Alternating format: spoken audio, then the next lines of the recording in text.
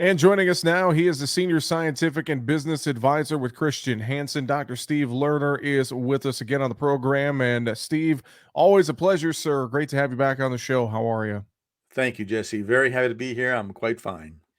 Well, Steve, we got an important topic to talk about. All the heat that we've seen across parts of the country, especially across feedlot country here this summer.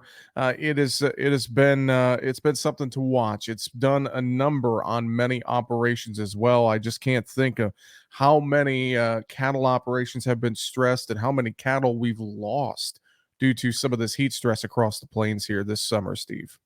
Yes, sir. When you have the sum of many horrible conditions, over 100 degrees in temperature, very little shade to be found, and then the breeze stops blowing in Kansas and Texas, unheard of conditions. You have animals that are fermenting nutrients in a fermentation vat we call a rumen. They're generating heat, and then they have a black coat, and that some animals cannot survive those conditions is so unfortunate, but a reality of the perfect storm of problems. Well, and it's not just cattle too. It's other animals, so poultry, hogs, you name it. But specifically on the cattle side, we think about hot to cold, cold to hot, or staying aggressively hot. It's hard for these animals to really manage and regulate their body temperatures when they're under all that heat stress, isn't it, Steve? Absolutely. And as good stewards of animals, those that are actively looking after their care and well being and their welfare, it is incumbent of all good managers to do absolutely everything they can to prevent animals from unnecessarily suffering in those times of transition during stress. This is what they do every day, all day.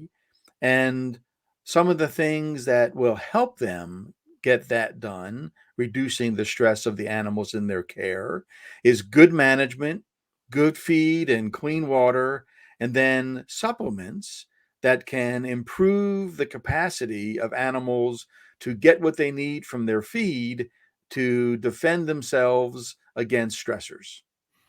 Well, you said something very interesting to me before we went on the air. It's not as if you can go to a open feedlot in Kansas and build a giant shade over top of it. It's just not possible. So you have to look at other ways to manage things and help try to set up your animals to deal with the heat stress. And I know one thing that comes back to, Steve, is probiotics and good gut health to help them manage everything that they're dealing with and regulate their body temperatures, etc. So talk a little bit about good gut health and probiotics for our cattle and how that can help during times of heat stress and other issues as well. Well, Jesse, I love that you can read my mind given the time we've spent together, but absolutely the use of something like effective probiotics that really do four things in an animal. They improve the animal's capacity to digest nutrients out of their feed. They improve the animal's capacity to absorb those nutrients into their body, and then they can affect the barrier function and immune functions of the gut. But absorption of the nutrients is really critical when it comes to dealing with stress. There's a beautiful resource allocation model of life that says nutrients come into the body, and then based on genetics of the animal, they are partitioned to what the animal needs. Some goes to maintenance, some goes to defense, other goes to growth and the production of things like meat, milk, and eggs. This is what the allocation model dictates.